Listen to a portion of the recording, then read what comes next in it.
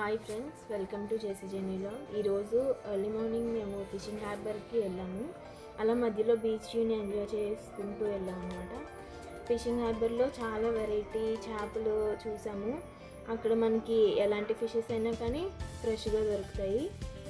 ఎక్కువ క్వాంటిటీలో తీసుకుంటే కనుక మనకి రీజనబుల్ ప్రైజెస్ అనేవి ఉంటాయి అన్నమాట. మేమైతే స్పెషల్గా పీతల కోసమే వెళ్ళాము. అక్కడే పీతలు తీసుకొని క్లీన్ చేయించేసుకున్నాము. మేము ఎక్కువ పీతలు తీసుకున్నాము కాబట్టి కొంచెం ఫ్రైకి అలాగే కొంచెం కర్రీకి అని అనుకున్నాము. అయితే ఆ రోజు ఫిషింగ్ హార్బర్ అయితే చాలా రష్గా ఉంది. మేము వీకెండ్లో వెళ్ళాం కాబట్టి అక్కడ ట్రాఫిక్ కానీ జనాలు కానీ చాలా ఎక్కువగా ఉన్నారు.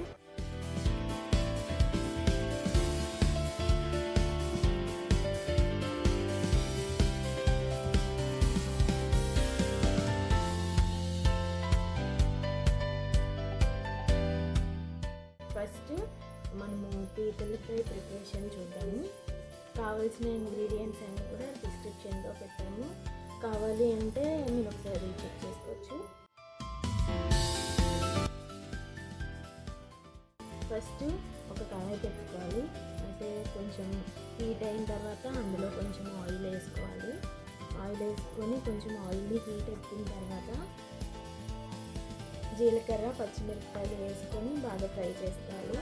తర్వాత ఆనియన్ ప్యూరీని వేసి లైట్గా పింకిష్ కలర్ వచ్చే వరకు ఆ ఆనియన్స్ని ఫ్రై చేసుకోవాలన్నమాట. ఆ తర్వాత అల్లం వెల్లుల్లి పేస్ట్ వేసి ఫ్రై చేయాలి. కొంచెం సాల్ట్ వేసి కూడా మనం ఫ్రై చేయాలన్నమాట. ఆ తర్వాత అది కొంచెం దగ్గరికి అయిన తర్వాత మనం టమాటో ప్యూరీని యాడ్ చేసుకోవాలి. బాగా దగ్గర పడే వరకు మూత పెట్టుకొని దాన్ని మగ్గనివ్వాలన్నమాట. తర్వాత అందులో కొంచెం గరం మసాలా పసుపు కూడా వేసి కలుపుకోవాలి. అలాగే తర్వాత కారము ఉప్పు వేసుకోవాలి. మనకి టేస్ట్కి తగ్గట్టుగా అడ్జస్ట్ చేసుకుంటే సరిపోతుంది.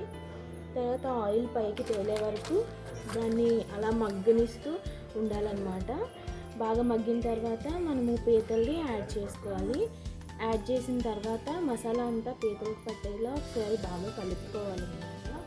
కలుపుకున్న తర్వాత ఒక 15 మినిట్స్ పీతల్ని మసాలాతో పాటు ఉంచాలి. పొయ్యి మీద ఉంచిన తర్వాత ఒక 15 మినిట్స్ ఉంచితే సరిపోతుంది. ఎందుకంటే పీతలు చాలా తొందరగానే మగ్గిపోతాయి.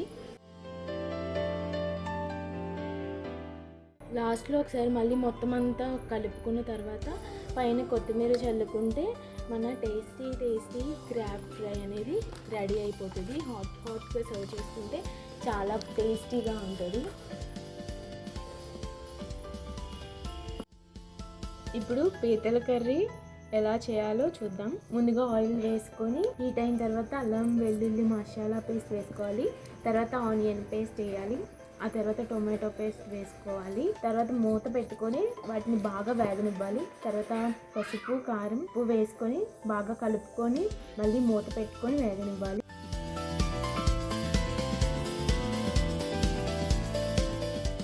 తర్వాత పీతలు వేసుకొని కలిపి కొత్తిమీర పచ్చిమిరపకాయలు వేసుకోవాలి. నానబెట్టిన చింతపండు కూడా వేసుకొని ఉడికించాలి. అంతే, పీతల కర్రీ రెడీ.